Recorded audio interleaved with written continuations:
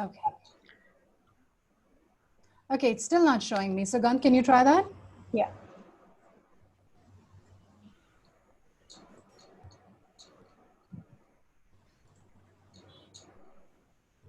Okay. Can you see it now? Yeah, I can. Looks good. Looks good. But okay, all right. Okay. You're in. Good morning, everyone, or good afternoon. I'm Ayurdi, and my co-author is Sugandh Dixit. And today we aim to show how psychology's dual processes of interiorization and individualization have been used in the context of India to absorb and renovate the refugee and the orphan experience. And all of this in the service of fundamentalism and neoliberal capitalism. To expose psychology's neoliberal roots, we have to first denaturalize it and then to historicize it. And it's not very difficult to do that. The fact is that it's not an objective science isolated from its cultural and sociopolitical context can be seen in the emergence of disorders and their decline. For example, DID, the existence of drapetomania, of catatonic schizophrenia, of insurance schizophrenia. That was a thing, yes. Until recently, we thought that mural-ire illusion and fundamental attribution error were universal, which is not true. And of course, psychology's contribution to South African apartheid, the overdiagnosis of schizophrenia in Black men, and our very own eugenics movement, of course, are examples of this too. But psychology's claims of knowledge are thrown into greatest doubt when we take a look at how it positioned the colonized as inferior and dangerous. And the racist and sexist beliefs are not on the margins, but they come from our founding fathers, Stanley Hall, Thorndike, Eysenck, you name it. Being cognizant of all of these helps us to kind of pay attention to psychology's reproduction of neoliberal capitalism and fundamentalism today. So for example, Sunil Bhatia has shown how corporate cross-cultural psychology is used to teach Indians Indianness, that is a thing, and also portray them as lazy and authoritarian and hierarchy-oriented and so on. And similarly, Eva Illouz writes how therapeutic skills of emotions and naming emotions and mirroring and communicating were used to increase industrial productivity. Because when managers listen to people's grievances and act as their therapists, turns out structural changes don't have to be made in corporations. So let me get deep into doing my section, which is I will show now how psychology in India individualizes and interiorizes the suffering of Kashmiri Hindu migrants through a partial autoethnographic thing.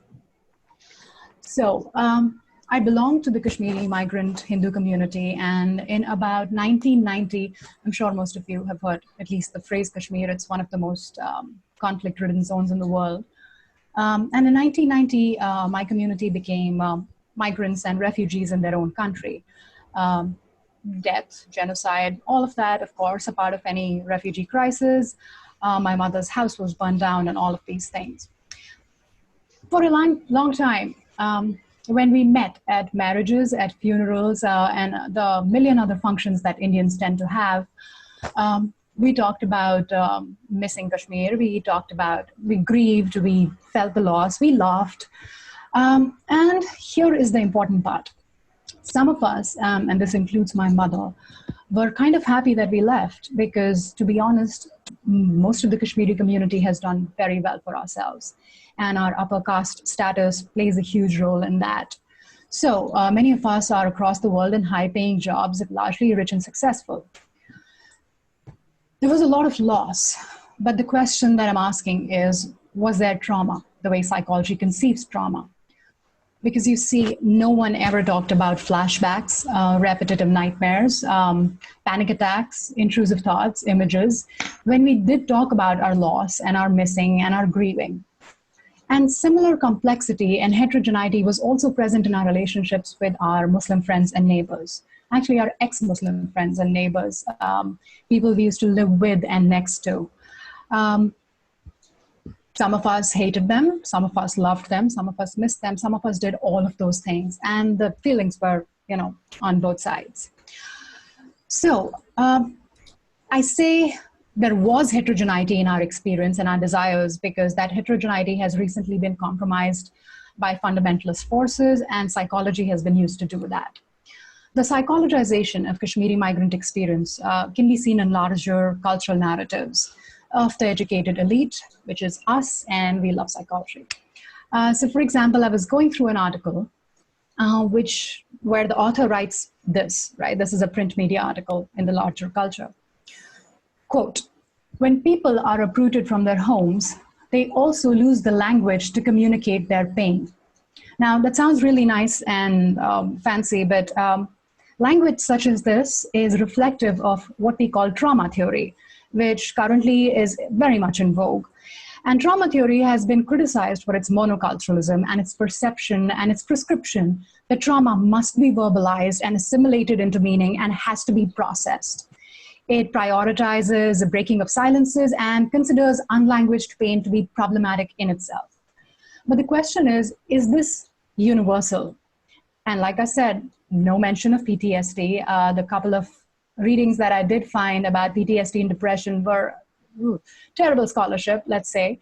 But we should also know that cross-cultural research has shown us that while suppression of emotions has negative health consequences for Americans, so for example, cardiovascular disease, if you don't emote and process your emotions for Americans, there are no such dire implications for East Asians.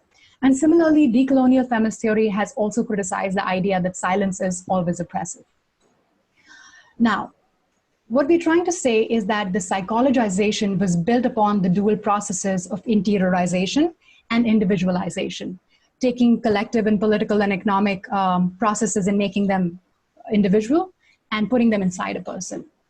And these processes are most evident first in the discourse on resilience amongst Kashmiri Pandits. We are positioned as people who are internally resilient and, look at how well we did for ourselves despite what happened to us. There is something about us that is, superior and turned into this huge frozen symbol through which Islamophobia is now kind of spread across the country. So, Kashmiri Pandits are posed as internally resilient, and resilience is an internal quality of people.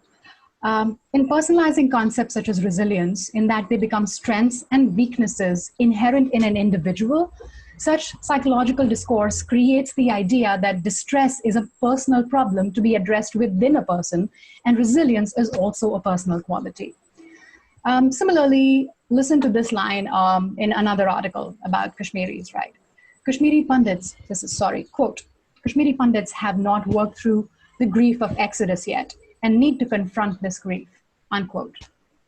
Here we become subjects of trauma discourse, and it implies that within us is this eternal, invisible, frozen pain even we are not aware of. But there is a different reality at the same time. The reality that many of us did move on, well, many of us didn't. Many of us are in really good places and positions across the world. We are a pretty successful community, while some of us are still in migrant camps. So it's a very complicated, heterogeneous reality. Many of us do not want to move back to Kashmir if given a choice. But how can our pain be weaponized if it's not universal and consistent? How can we be positioned as symbols of Islamic oppression if we are actually doing okay? And here is where psychology enters in the service of fundamentalism. Because what better than psychology to come and say, hey, you might have a loving family and a successful business, but unless you process this emotion and this trauma that happened to you 30 years ago, the way I say it, you are not okay.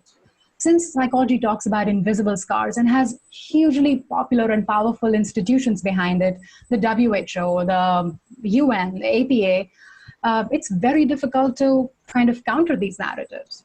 So for psychology, the only way forward is its way. So you have to process, verbalize that trauma, and until then, you're not okay.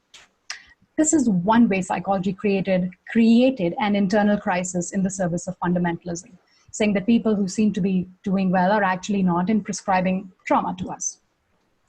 Of course, our methodological tools helped in this narrative. I read bizarre studies on emotional quotient and spiritual quotient and social adjustment level done on Kashmiri migrants in camps, which said most of these migrants have 58% of these migrants had moderate EQ levels. And, it's kind of ridiculous that the scale of their experience is reduced while using, ironically, scales. But in all these averages, the heterogeneity is lost. Not some romantic idea of diversity, but there is a function to this homogenization and the simplification of our experience, that it has to be one way or the other. This simplicity caters to fundamentalism, which needs simple narratives and is threatened by heterogeneous desires and contradictory answers. It says, look what all these Muslims did to these people. They have PTSD now. They have low social adjustment levels. Sure, they look happy and successful, and many of them seem to be doing really well. But you know what? The experts say that they're actually not doing so well. There is still internal trauma there. And this is what Muslims do. We need to rid of them.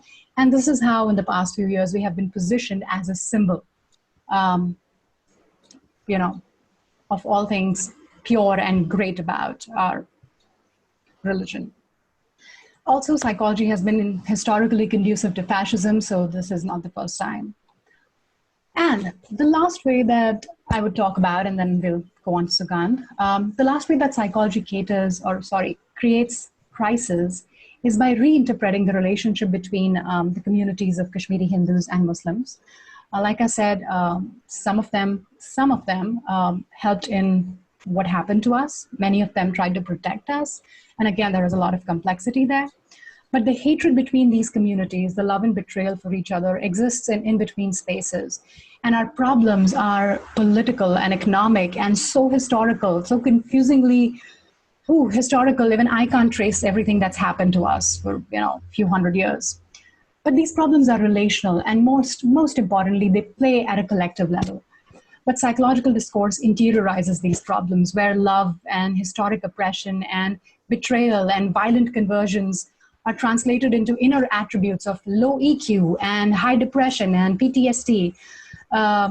Oppression, which is something we do to each other, becomes prejudice and internal mental state. Bidirectional pain that we inflicted on each other, which is marred in a history of terrifying human rights violations of what's happening right now, they become individual trauma. This discourse, again, serves something. It distracts us from the problem existing between collectives, which can possibly be addressed with policy-level changes and dialogue, and it asks us to focus on internal issues to be resolved individually. So it says, don't bother with the oppressive, violent, manipulative institutions. Instead, become internally resilient to trauma. Let's focus on that. So as our point of interest moves towards affect and cognition, we ignore the points of intervention in between people and in between groups, which could be revolutionary. Because the pain of Kashmiri migrants, this is the last thing I'll say, was, and even today is for some people, of terrifying magnitude. But psychology is not qualified to represent it because it essentializes and homogenizes the community and explains away political violence as personal trauma, bolstering Islamophobic narratives. Sugandh, you can pick up here. Yes. So I will be using, another autoethnography of my own clinical experience and the idea of orphanhood to further this idea of interiorization, and then to maybe ask if psychology can deal with the idea of aproductive suffering that the refuge and orphan experience calls for in psychology and both in clinical experience. So first we'll start with orphanhood and clinical experience and see the boundaries between both of them. Of course, there is no escaping discourse, as Foucault once said. Given that one can ask, what is the problem with using psychological discourse to constitute experience? What is problematic about the discourse of psychology is the expectation of the pathologized and normalized subject and pathologized and normal experience. For example, at first glance, it seems that psychology allows a great diversity in experience to trauma, numbness, screaming, defenses, dissociation. But what underlies all these things is the assumption that interiority and emotions must be the primary focus of our inquiry, and that recovery necessitates resolution and transformation. The therapist is part of and reproduces the discourse of what should be distress and how it should be expressed. Even when the therapist is critical, conscious, and reflexive, The area of the patient's life, the clinical material they ask about, attend to, and explore, and most importantly, make the patient attend to, are embedded in the discourse of psychology. The problem is psychology's deep connections with powerful institutions and ideologies, capitalism and neoliberalism, which forces it to prioritize certain type of experiences and form specific types of subjects. For example, in my work as a psychotherapist with immigrant survivors of interpersonal violence, I confronted the harsh realities of my clients who wanted simple answers to their struggle: how to get a new job, queries about immigration status, financial support. These factors, while considered important in the framework of psychosocial paradigm, are not psychology's central priorities. We are still the healers of mind who are only interested in supporting the person's emotional state rather than address structural deficits. The problem of adopting the lens of individual pathology rather than structural deficits became evident in my work with Aiden. Caught up in the system of a low-paying job, Aiden was struggling with poverty. But our work involved talking about functional difficulties, stress at work, naming his emotions, and the conflict at work that was similar to conflict with his parents. Within a year, Aiden decided to terminate our work as he had become, quote, functional, adjusted, friendly, productive at his work. But did I prevent my patient from understanding the political nature of his distress and challenging the structures that caused it? One needs to really question if my therapy made him a productive employee of the larger economic system that clearly had a significant part in his psychopathology. Thus, clinical space can reproduce the same hegemonic voices that legitimize a certain type of knowledge and determines what is worthy of being heard, what must be kept outside the clinical space as unessential, silent, and dare I say, orphaned. And so in my personal experience as an early orphan, I similarly found psychology's interiorizing and individualizing tendency as it tried to address my suffering when it theorized about my experience. Orphans mostly either existed in mythologies and literary stories or in downtrodden orphanages. Children we visit once a year to teach our children kindness. Our meeting initiates a spectacle of a specimen who is watched from a distance, much like the madman of historical time. Thus, the world of the orphan is caged, either as heroic or as the wounded self, and psychology has a deep role in it. While attachment theories in early deprivation literature relate childhood loss to pain, trauma, and adult pathology, the mythological and literary accounts celebrate orphan as emancipated hero and orphanhood as the spur or catalyst for such greatness. That is also found in psychology's resilience narrative and theories of post-traumatic growth. Ontologically, the possibility of being and becoming an orphan is inherent to human existence. Yet orphan stories become anecdotes of success, part of an economic value system for suffering. A language of successful, romanticized heroic action and feat is grafted onto the reality of human suffering. The message of will and agency is abstracted from the orphan, who is essentialized and homogenized as a superhuman entity with internal resilience. Our other clinical narrative also focuses on their failure in delinquency, promiscuity, or an emotionally fragile existence. Hypervisibility and invisibility are two sides of the same move, both of which marginalize and excludes the experience of the orphan itself. After all, fairy tales are removed from our lived experience and possibility. This critique of the heroic perspective is not intended to entirely deny the insights offered by the discipline, but rather to subvert its privileged assumption of success and phoenix-like trim from the ashes of loss. You see, such a paradigm is based on an economic value system that justifies that one suffers for something. Included in these psychological narrative of post-traumatic growth and resilience is another quality, the condition of superhuman freedom, will, and agency. This is found in clinical literature, for example, in Yalom's work, who writes, "You and you alone are responsible for the crucial aspects of your life situation, and only you have the power to change it." Thus, as a society, we revere stories emerged as orphan heroes who become exemplars of human triumph over existential limits. For the clinical psychologist as well, healing lies in providing a better and more comprehensible understanding of the sufferer's world. The psychologist's task as an expert and professional is to heal traumatic wounds by understanding it and by making suffering intelligible. In the works of Yalom, for example, there is a telos oriented towards a meaning making, which is also simultaneously a healing making. But in becoming an inspirational stories, which involves freedom and agency, is embedded the interiorizing tendency of individual responsibility, which is an alienating and individualizing neoliberal ethic that insists that if you just work hard enough, you have the freedom to be what you want. So how does the life and the narrative of orphan and refugee challenges this narrative of suffering that psychology has to offer? So we can understand the psychological narrative around the orphan and refugee are marked by two main themes: that of eternal suffering, internal brokenness, and that of superhuman strength, the mythological take that the orphanhood sometimes take. These knowledge define the orphan and the refugee by their suffering, pinned by eternal distress, traumatized. The mythology take is also a psychological one, as it is intricately linked to post-traumatic growth theories. This places the orphan and the refuge with superhuman strength and great desire. From Harry Potter to Krishna and Karan, they are valuable only as long as they create value. Their suffering should account for something.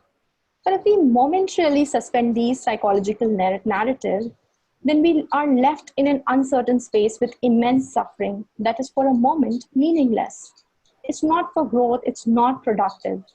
Instead, with the crisis of an orphan and the refuge, we are confronted with the question of how we respond to the suffering of the other without forcing it into a pre-packaged meaning system of symptoms and solution. The fact that suffering is aproductive makes them revolutionary. It does not create excellent workers or tortured genius, a great writer or a brilliant painter.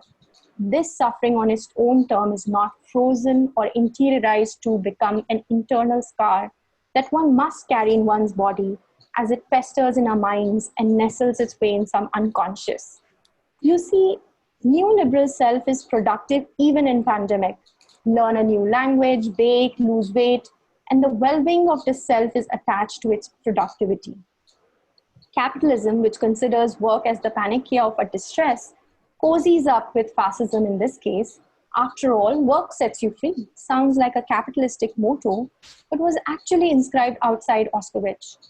But while being aside neoliberal capitalism even attaches suffering with productivity. The sufferer must use their suffering for science or art or work tirelessly, channel that suffering, produce.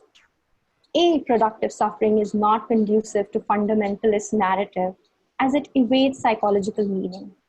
The orphan and refuge subjects allows us to momentarily glimpse at meaning bracket less. Suffering and the revolutionary promise of this suffering, which refuses to produce, refuses to suffer eternally because it is traumatized, and refuses to be called growth. But as Foucault said, nothing escapes discourse, and it holds true for this suffering. But what discourse if not psychology? Levinas offered a different language to this utilitarian schemes of trauma, orphanhood, crisis, and suffering itself in his notion of alterity and suffering. He uses the image of an orphan and the refuge to implicate how we are ethically called to respond to suffering. The ethics of suffering for him rest in the notion of useless suffering of another. The suffering rests in our ability to not make sense of suffering. The suffering then is used bracket less, that is freed from the language of economic productivity because it is used and emphasized less. Without use, it is also an opening to ethical response. And what is our ethical response? Maybe that instead of taking recourse to psychological discourse, we stick to the indigenous discourse of people. If nothing else, at least we will not colonize mind and support genocide as psychology has done in the past for indigenous people. Thank you. Thank you, everyone. And now we can open up for questions. All right.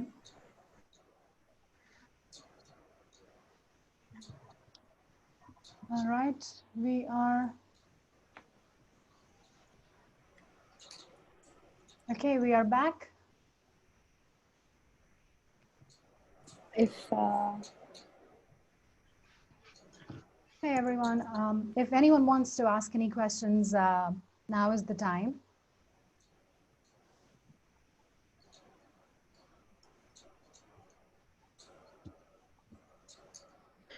Yeah, can I go ahead, perhaps? Yeah, absolutely. So I really enjoyed your talk. Thank you so much. Also really ties in so well into what I will be talking about. I was just curious in how far you would think housing, place, space is important to experiences of this kind of trauma you have like described in your paper. So you're asking about housing and Yeah, like place and space in general. Like oh yeah, maybe you can touch upon that a little bit more. absolutely. Yeah. So I can touch upon the refugee side of it, and Yeah, Sugandh can go ahead. Yeah. that sounds good. Yeah. Um, Thank you. so you know, with immigrants and refugees, there is a lot of literature out there that talks about a relationship between psychosis and immigration, and because there have been really high rates of psychosis found in these populations. And initially, we thought it was partially because of the trauma of immigration. But there is newer research that shows actually something that was published just 3 to 4 months ago that showed that refugees and immigrants who stay in areas where there are other refugee and immigrants from the same places don't necessarily have psychotic breakdowns. Okay. So, like people from, and research from Trinidad, and there's a lot of stuff that says that where you are, not just the trauma of, the movement, uh, protects you from a lot of these factors, right? So I think space and place are really important there. The presence of I hate that word because it's so overused, but community is really important there. And also the I think when you say space, it reminds me of the importance of material conditions. And there is a really beautiful paper by, for example, Steph Krapps. It's called Worlds of Grief. And he talks about how the Trauma Reconciliation Committee, they go in South Africa post-apartheid, and a lot of people there who they're supposed to counsel, because these are psychologists going in to help people with the trauma of apartheid, a lot of people there don't want their help. They're more interested in the space and the place and the material conditions. And they openly say that it feels like that the psychologist just wants me to talk about my suffering to somehow make themselves feel better, because I would rather have food on the table and make sure that there's a place to stay and keep something over our head. So yeah, I think disconnecting material reality from the mental aspects of what suffering is has been one of the really big problems with trauma theories. Yeah. I hope that answers something. Thank you so much. That's it's really interesting. Yeah, and I think one way one can also speak of space and place is in terms of hierarchy, of social hierarchy, and how one places equality and how one places social dimensions of identity. So that also kind of creates this sense of who is providing for whom, right? So I think with orphans especially, there is this dimension of, first of all, the images of the orphan that comes to our mind are something, that become very reflection, like a stereotypical image, like the word when you see an orphan, and it creates the dimension of the giver and the receiver. And that is also one of the political dimension that one needs to consider in terms of space and place, in terms of who is giving and who is receiving, and who is positioned as the taker and who is positioned as the giver. So in most of our understanding, it is the person who is usually the person who has parents or who has a secure base is giving to these deprived children. But is orphan also questioning the ontological existence of human in some ways, and is giving and maybe deconstructing some of those aspects of humanity also. So I think space and place can also be deconstructed like that. Yeah. I think we have a few. Yeah, we have a couple of questions. Should we start with Swarnima? Hi, Swarnima. So Swarnima has asked us, how would you make sense of the narrative of essential workers and their valorizing when there are clear economic forces pushing them to risk their safety? And my my response to that would probably be it's a great nexus of, yet again, a mostly neoliberal capitalism that, but also psychology that homogenizes and essentializes these people as inherently superior. And in doing that, like you clearly, through your question, I can see that you know this and you're aware of this. And through that discourse of these people are internally superior, and the hero myth you talk about presents them as, both essential, but at the same time disposable, right? Because there are economic forces that are pushing them to risk their safety. When we call them a hero, when we homogenize them as inherently superior people, resilient to everything that the world brings their way, the pandemic or whatever else it is, we do that to veterans too, and armed forces and other people too. We can kind of ignore the structural factors and the economic factors that do that. And it's a really good bait and switch. It's a nice magic trick of sorts. Like, oh, look at this. These people are great. And ignore the fact that, we're asking them to kill themselves so that I can have a haircut, which I clearly need. But you get the point. Yeah, so that's something I would say to that. And we have two more questions. We have one from Parul. How would you distinguish between lived trauma and trauma which is retrospectively constructed? I can pick that, or Sugandh, do you want to? Go ahead.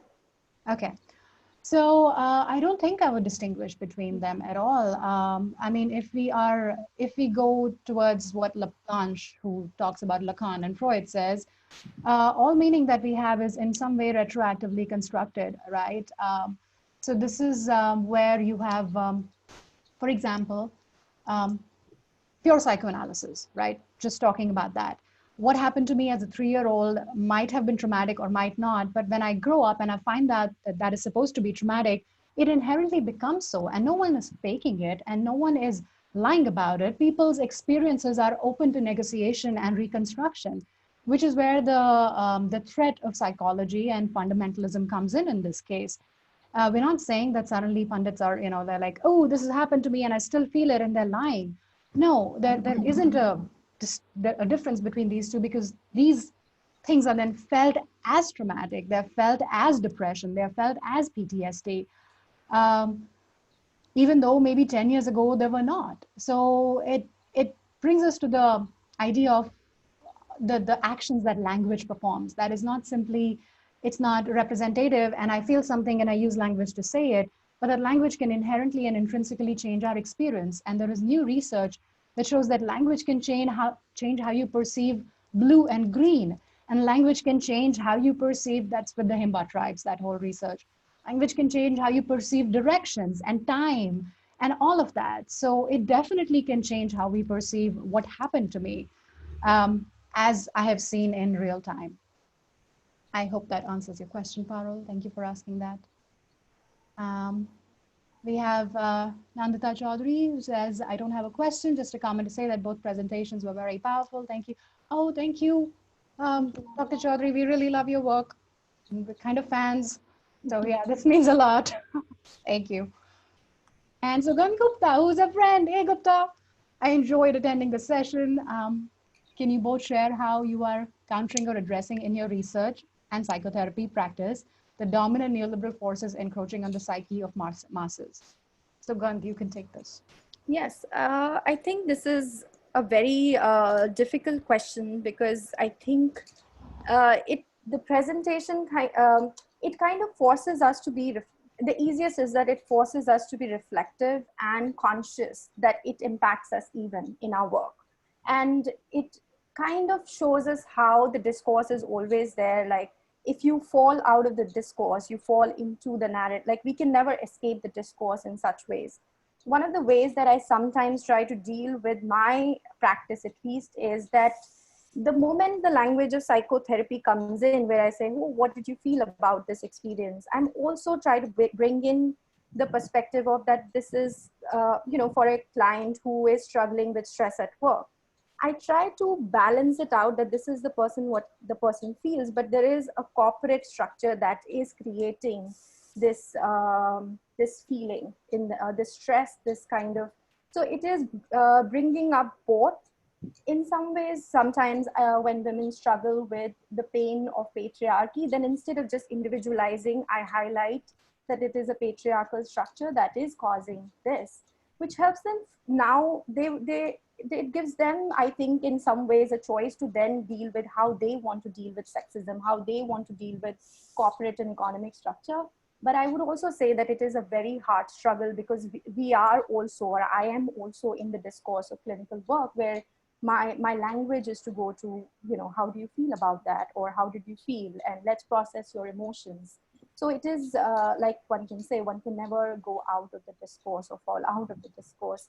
One is always aware and negotiating what the discourse is. If you want to add, Ayurdi, anything. Oh, I, Sugandh, have given up on tenure and being able to do anything about it. All I can do is write and hope that people don't hate me. So yeah, it's difficult sometimes. It's disheartening sometimes, especially when it's so close to home, these kind of really hateful things. And you can see how they're related to the discipline that I chose to dedicate my life to. And then you find it everywhere. You find how neoliberal discourse has used psychology to encroach on, like Sugandh said, work stress, right? This is work stress. This is normal modern living. Instead of thinking that, oh my God, wait a minute, maybe we're not all supposed to be anxious. Maybe we're not all supposed to have panic attacks. Maybe we're not supposed to work all these hours a week.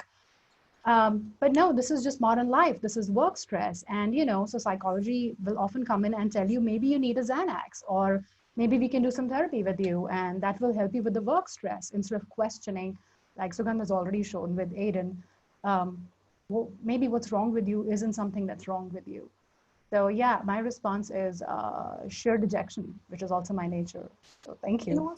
Just maybe one more thing that I would add on is that, some of these discourses about stress and the language of psychology is also socially and economically related, because one does not really listen to the call of the migrant workers who are in deep distress and who are facing an economic crisis. But we as psychologists cannot go and say, this is just work stress that you are dealing with. So it is kind of a social political structure of what we call as a corporate stress, what we call as a migrant stress, and so the language of that experience and the hierarchy of the experience becomes very critical at some point.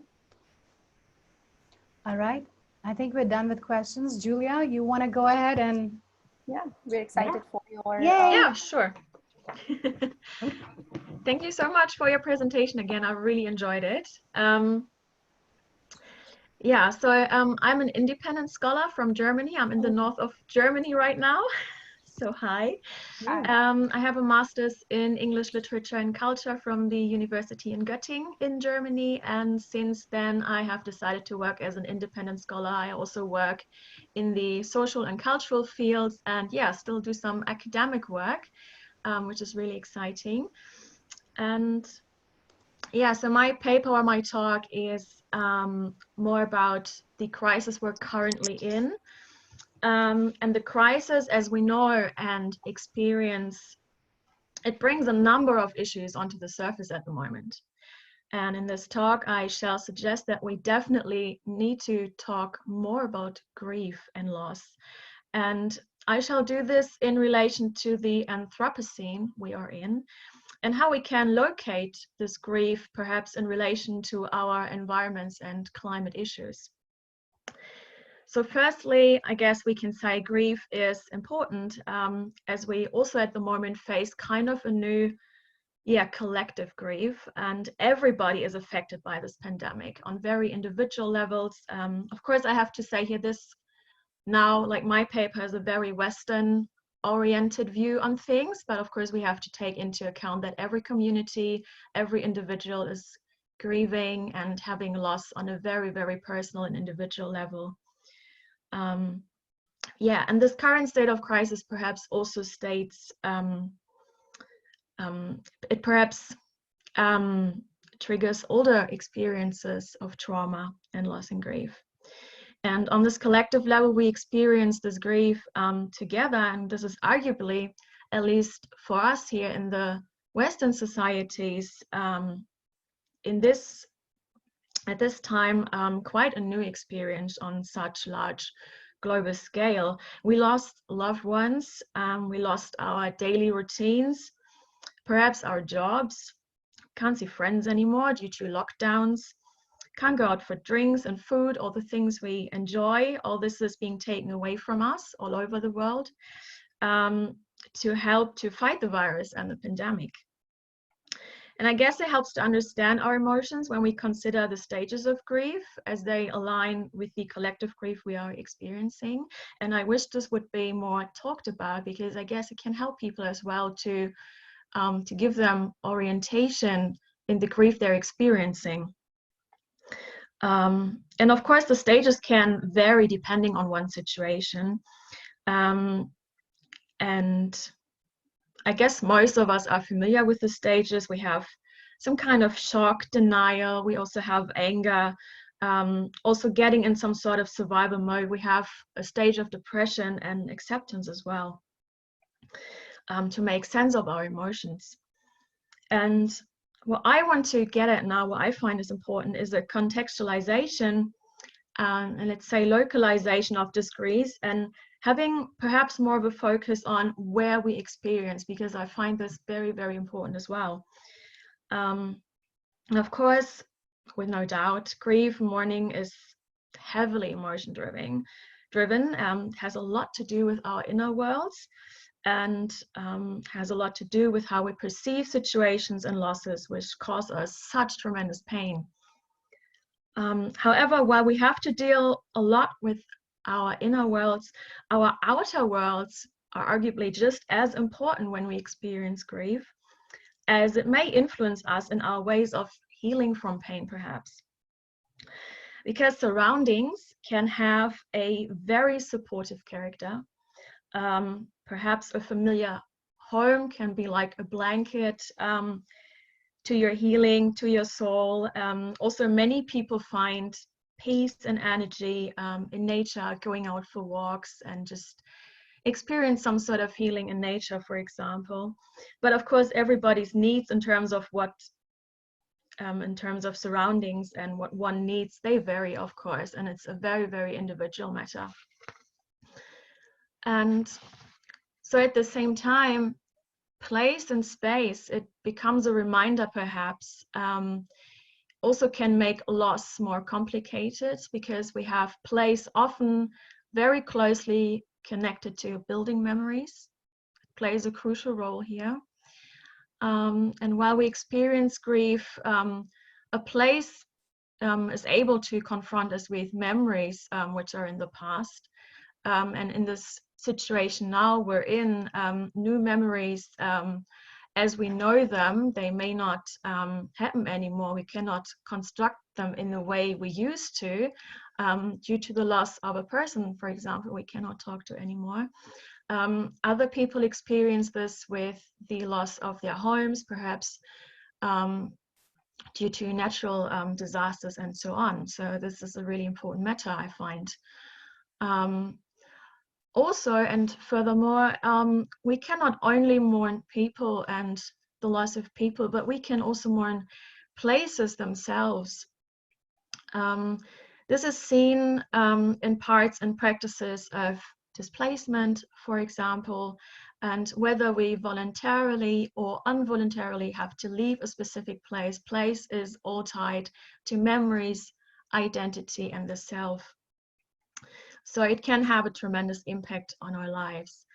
And the grief thus is then also tied to new places because of the memories we made, the memories which remain, and the memories which are relived through new places and space, perhaps. So what I want to get at, and what my question is where can we locate this collective grief? Is this possible at all? As we mostly mourn our normal life, as I have stated earlier, and again, I have to make clear, of course, this is a very European Western perspective now. So it is very normal and understanding that these are times where we miss our kind of stability, an outlook, because going to work, we have very strict schedules, going to work, going to school, and so on. Everybody's experiencing now that this is not taking place. It can have a tremendous effect on our mental health as well. And we have the first situation of the pandemic as almost like a shock. We needed orientation of what to do. Everything had to be decided quickly, with some decisions people are fond of, with some decisions people are not okay with, resulting in some degree kind of chaos in parts.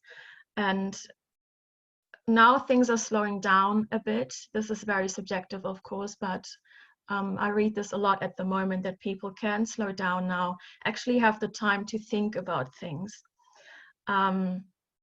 So denial and anger as coping mechanisms play into part here as well.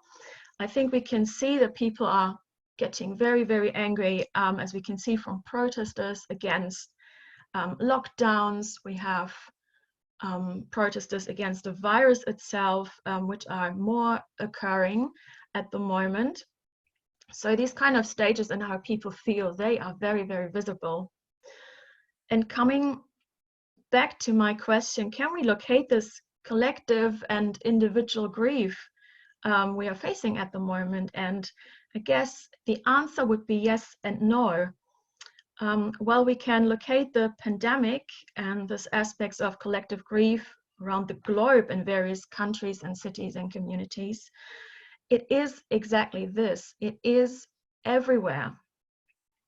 And this makes it tangible and abstract at the same time. And that makes it so hard to grasp and so complicated and so complex.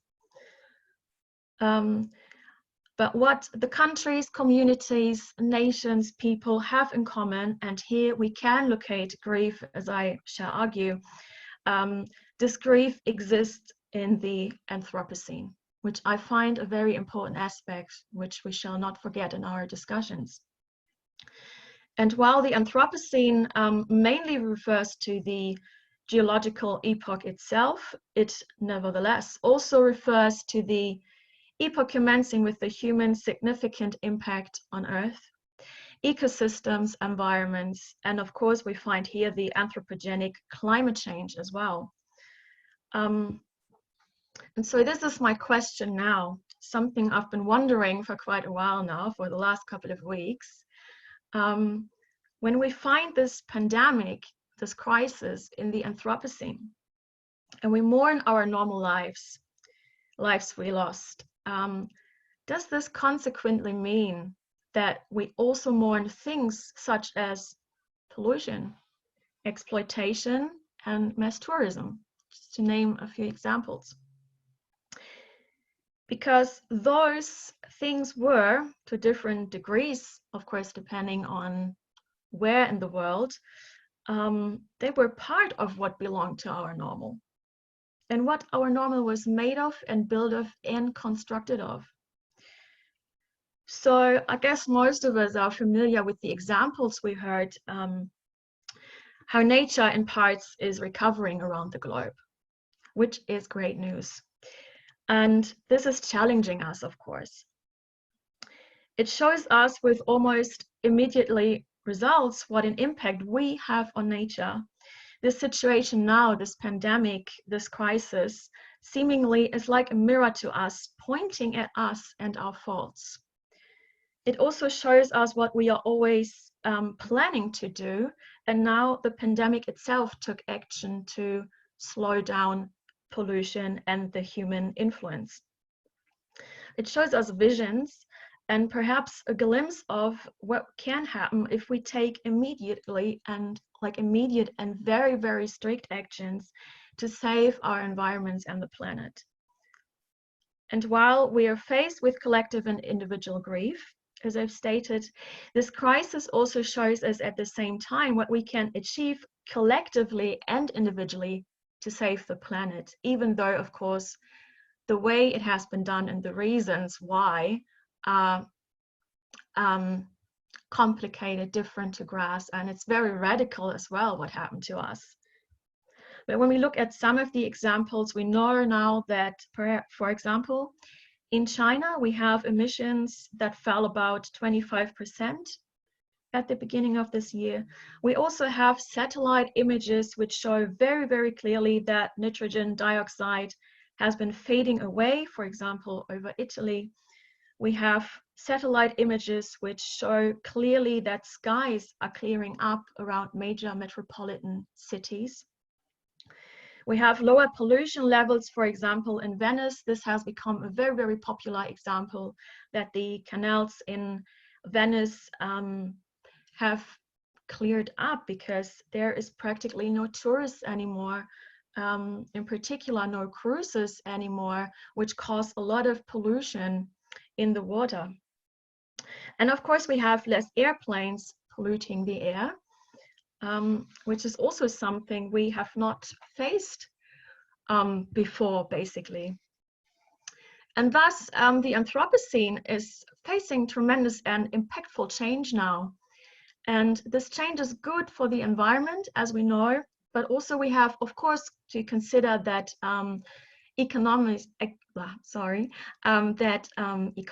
crashing, which results in losses of job and other things, which of course is not good, because we need to have a job to earn a living and to make a living.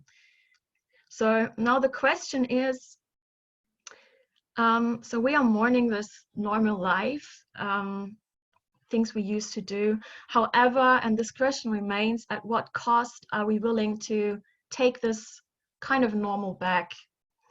And this will remain an important question, and it's also more of an open question, of course, as there is no yes or no answer to this. What we can document, though, is that there is a kind of new global collective grief in the Anthropocene. However, we have grief, and of course, the counterpart to grief would be hope. And this crisis and this Anthropocene and this age we're in, it shows us clearly that there is hope for our future on this planet. Nature is recovering, which should make us really, really hopeful. And this is, of course, consequently, collectively on us, if we can use this hope to create a better world. Thus, this grief in this Anthropocene, and this is where we can locate this grief on an abstract level, perhaps, it can make room for a re-evaluation and reframing of our views on our environments and ecosystems. And of course, it will depend on numerous factors what the results will be, and if we want to and can take action based on the situation. Because this grief, it arguably bears a difficult side to it, as I have touched upon before. Our normal was built on not okay things, so to say. For example, it was built on mass tourism, cheap air travel, pollution, and we need to question us, is this really where we want to head back to? And ideally, in a very ideal and perhaps call it utopian idea, we can make or create a new normal in which we find the comfort of the memories and things we're used to, places we're used to, yet incorporating perhaps new, innovative, and more environmentally friendly structures to keep this planet alive. Along with this, we also need to question capitalism, because a lot of this pollution, mass tourism, exploitation in general is built on capitalism as well. And the question then becomes again, whether when we're in this state of grief now, is this polluted world something we're grieving as well? And I guess no, perhaps this is very subjective again, but this is a question that remains. And the crisis then, again, it shows us very clearly that impactful change for the planet, it requires a lot of action. So we have, as I said, economic success is based on also unfortunately mostly on cheap labor, exploitation, non-environmental friendly procedures. We have capitalist structures and consumerism, to just name a few. So this crisis really shows us what work needs to be done. And then moreover, like any crisis, and perhaps I shall say this is what the pandemic now and the climate crisis have perhaps in common, it affects, of course, what we shall not forget, it affects marginalized people, women, marginalized communities, disadvantaged communities, people of color, refugees, also again more than others. This correlation is seen after various crises. It becomes very apparent after natural disasters, for example. Poor and marginalized people are to a large extent suffering much more from crises than others. And again, this is something to keep in mind. I like to point that out again. This is my Western societal view, and it is easy to forget perhaps that there is other parts on this globe as well. And knowing this, it is actually seems very plausible to want to save the planet, and then consequently with saving the planet, saving other parts of the world as well.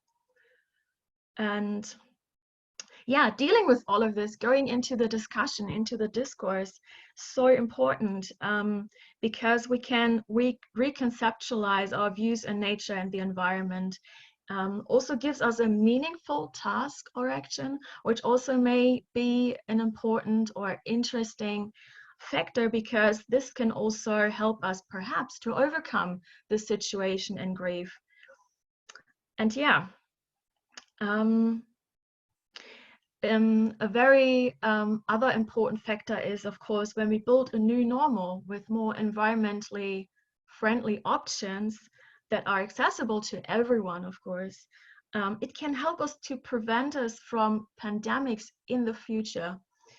When we have a better climate, a more stable climate, stable ecosystems, we can reduce of viruses occurring.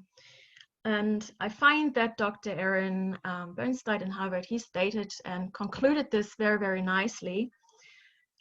Quote, many of the root causes of climate change also increase the risk of pandemics. Deforestation, which occurs mostly for agricultural purposes, is the largest cause of habitat loss worldwide. Loss of habitat forces animals to migrate and potentially contact other animals or people and share germs. Large livestock farms can also serve as a source for spillover of infections from animals to people. Less demand for animal meat and more sustainable animal husbandry could decrease emerging infectious disease risk and lower greenhouse gas emissions. End of quote. So what I like to conclude now and to point at again is we have very great discussions and very fruitful discussions, and the discussion on climate change and how we deal with climate now is very, very important. We also see this as things in some parts which is understandable, but they have been reversed, while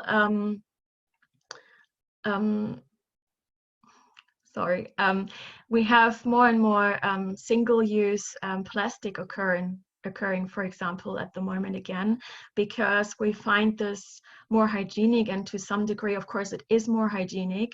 However, this moves us away again a little bit from very environmentally friendly options, which have been on the rise the past couple of years.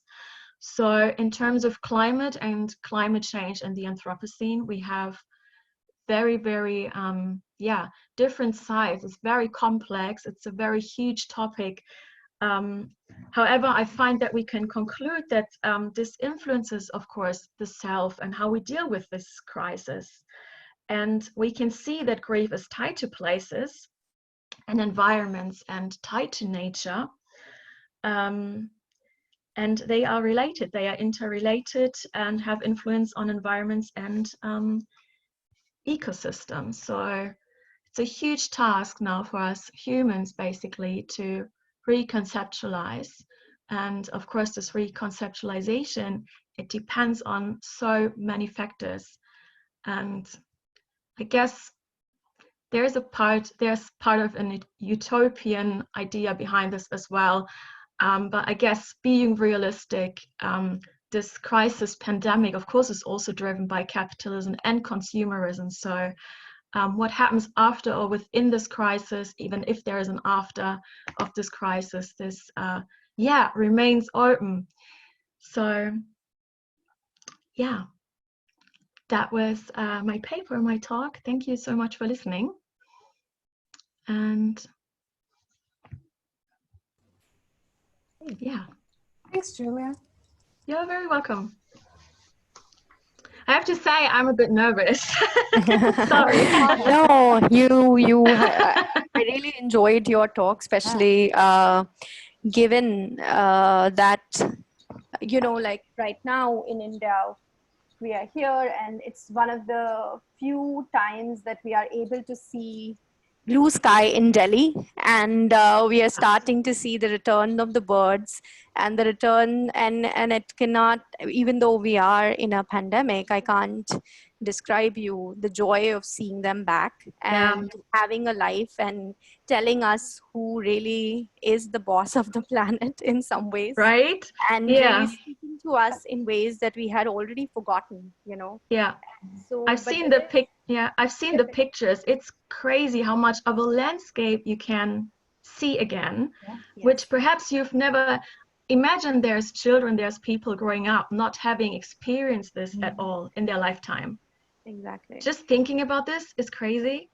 Like being in these surroundings, Delhi and some major cities in the US as well, where air pollution has faded away so much, and people are like, oh my God, I've never seen this before.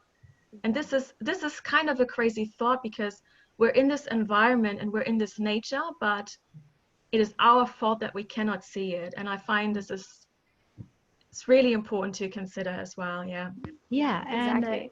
and so Sugandh, you're saying something? Yeah. Oh yeah, and it also made, so for example, in India, it made so many things, like you were saying, that were invisible at one point, visible. I mean, we keep calling what's happening in India currently a migrant crisis, but essentially what happened was there was a lockdown and we forgot that our daily wage laborers are migrants. And suddenly they started moving in millions of people moving, like walking from one state to another, hundreds of miles away, people who were earlier invisible, people we used every day, because these were the daily wage laborers. And just like the birds came back and the deer, so did the other invisible things that we just had no idea existed all around us as we used their labor. Suddenly they were visible too. So I do have a question, unless someone else does before. Okay, so this is kind of, this is solely, what you think about it. Arundhati Roy recently wrote an article that also said, the pandemic can almost be an opportunity of sorts, right? Where we can revisit some of our normal assumptions about what the world is supposed to be and what is our role in it. So where do you see that going? Like, do you think, like you said, do you think we will actually take action against the old normal? That's the only way I have to phrase it. Or do you think we'll just kind of go back to how things were? I would just like to know, where do you see this going? That's okay. To be frankly honest, I'm being a bit pessimistic about this kind of hope idea, because this hope idea, it appeals to people, I think, and from what I've read in articles and how people experience all of this, the people that have been into climate change and fighting this anyways, of course, they see hope, right? They have a very different connection to climate issues and to fighting this. Also, fighting climate is, I wouldn't say elitist, but of course it is accessible to a certain group of people. Other people may not, to just be frank out here, like they have other problems, so to speak, right? Other people have to deal with soul survival, perhaps with existential issues, so something like climate is perhaps on their mind, but it's not their priority. So for those who see climate as a priority, I think those are very filled with hope. And as I touched upon earlier, while I'm being pessimistic, I'm afraid that crisis also is a place where people use radical thoughts again as well to really be forcing going into this new normal. This is what I'm personally a bit scared of when I see the protests and the demonstrations, for example, or people not following guidelines because I don't know why. We can't really know why. This is very, very much on an individual level, I guess, as well. And those people want to force something. And the other thing is our societies are very much built on capitalism and consumerism. So in order to keep the state now, which is for nature is great, it would need a tremendous change of this. It would mean we need society not based on going shopping, not based on consumerism. We need more sustainable ideas. And I'm afraid this is too huge of a task, really. This is almost impossible. It's kind of utopian because that would require so much of collective really needs and wants to really change this, and I don't see that. While we have communities sticking together and helping each other out, and I think that's great. This is not dismissing it or anything. I think communities are not capable of doing so. So we have politics, which are really important as well. People need to rely on politicians that are trustworthy and so on. And this is really, really difficult at the moment, as I shall say. Yeah, so I'm not sure. I'm being perhaps realistic. I don't know. Of course, I'm hoping that something good would come out of this, but there's too many factors which have too much impact and power over all of this. And this has been climate's or nature's issue anyways, since forever almost. This exploitation, it is based on capitalist ideas to a large extent. Yeah.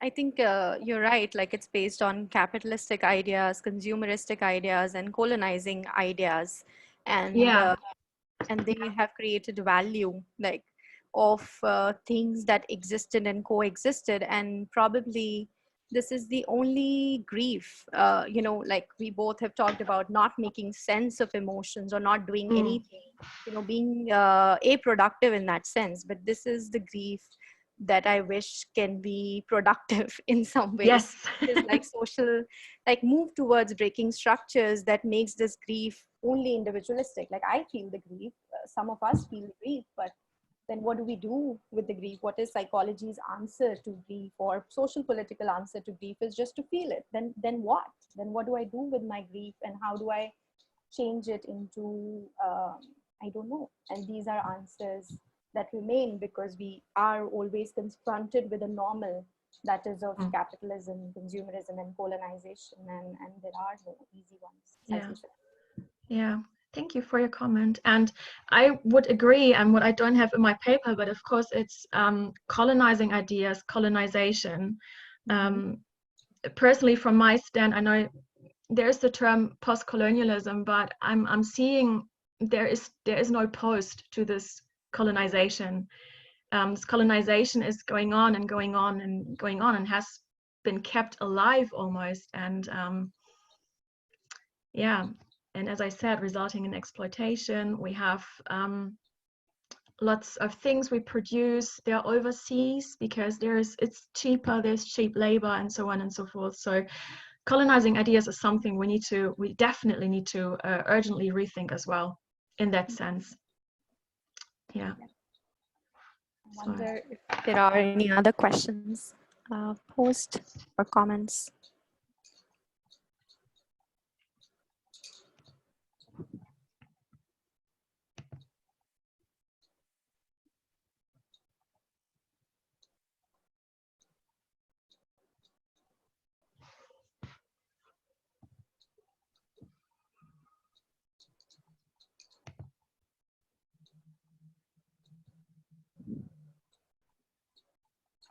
So I have one question. Thank you for your very interesting talk. Thank you. I'm curious as to which theories you dwell into regarding grief and mourning. I have to say grief in the Anthropocene, grief and eco-criticism as well, is something I'm quite new to, which is exciting. So I need to do more work on that, definitely, and I'm really excited to do this. What I'm coming from my research background is I work a lot with women's life writing. I'm very interested in the personal experience of nature and places. So I guess this becomes now like a new topic to take on as well. So I'm really, really curious and excited to do more work on this. And there's another comment. If the future is so despairing, how is that we have been successful in curbing ozone depleting chemicals and improving water and air pollution in many countries over the past half century? This is true, we've been successful. My talk is not, just to be clear, not dismissing the successes we had. What I was getting at now is though, this radical change we're experiencing is actually where we want to head. And we see now what kind of actions this must take actually. And it also questions, of course, our perhaps strategies and ideas. How long shall this take? Like countries, nations, they have like their climate goals, like what kind of numbers they wish to achieve in terms of certain areas there. And frankly, the question remains, like, is this actually something we can achieve, and in what time actually? Because I think we also keep postponing a lot. And of course there is success, and that is great, but this crisis, I think, shows us the radical change we would need to really see immediate results. And there's another comment. Thank you so much for your comment. Thank you for your great answer. I just want to recommend you to dwell into Donna Haraway if you have not already, at least for the future. Thank you so much.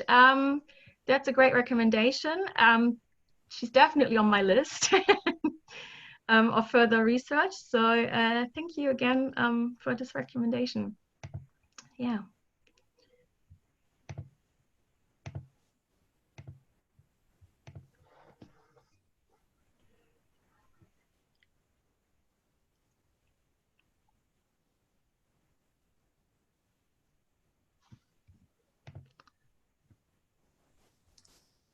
Okay, so yeah, I just have 2 more comments, if that's okay. I find the perspective of grief very interesting. Grief somehow values the lost. Yes, also a great aspect, definitely. You mentioned grief for people and places. I think values and traditions is a very important aspect of this too. And the possible societal change we hope for or scare might be changes of values and maybe norms and traditions. Yes, that is a very, very good point. And that's why I said I'm kind of worried that people fall into a radicalization because of not wanting this change or loss of norms and traditions, because of course it affects us as well. That's a great comment, thank you. And there's a comment for the previous talkers. I wanted to ask the previous talkers, if possible, how is a non-psychological way to consider persons? Oh, yeah, we'll take that. Yeah, thank you. Yeah.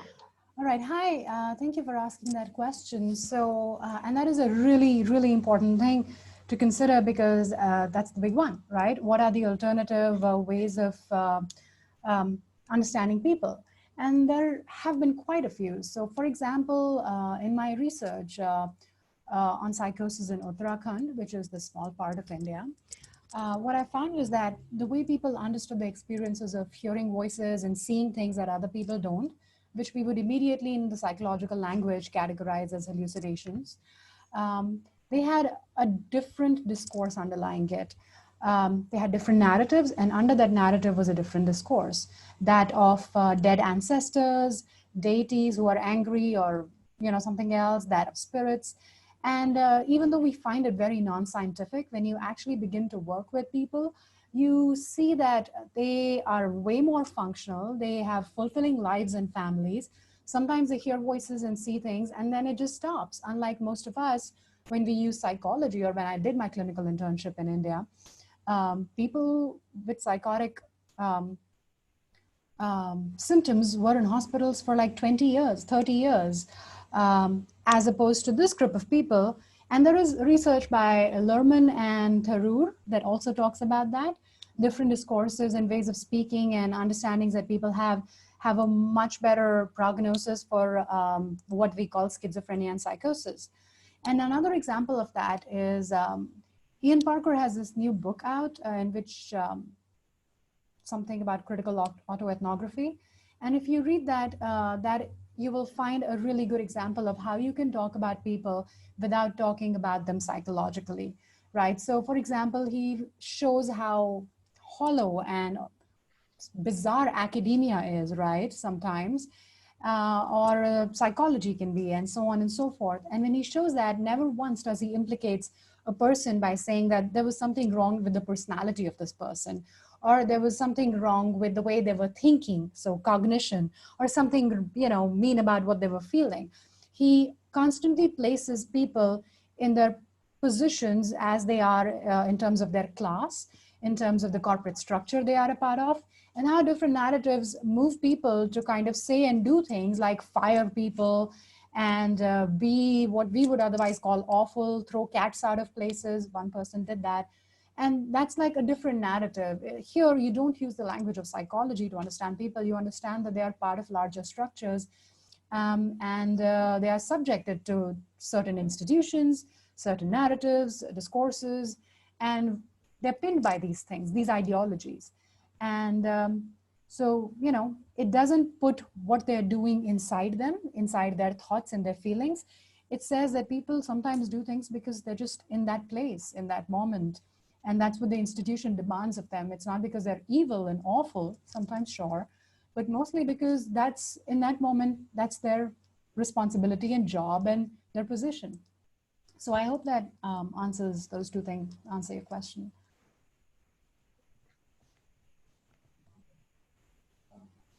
All right.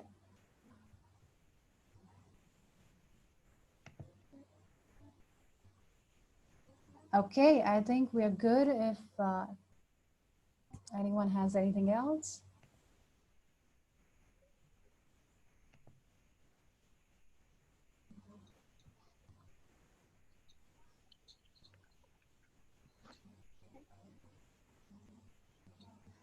All right, I think we're good here. Yes. Okay. Yes, thank you so much for your discussions. They were so interesting. I really enjoyed. And thank you for the attendee, and thank you to the attendees for asking some great questions. Yeah, I hope that you attend other talks like this. It was very interesting, and thank you again to all of our speakers. Thank you everyone for being here. It was lovely. Thank you. It was nice meeting you. Yeah, nice meeting you, Julia. Okay. Bye. Okay. Bye-bye.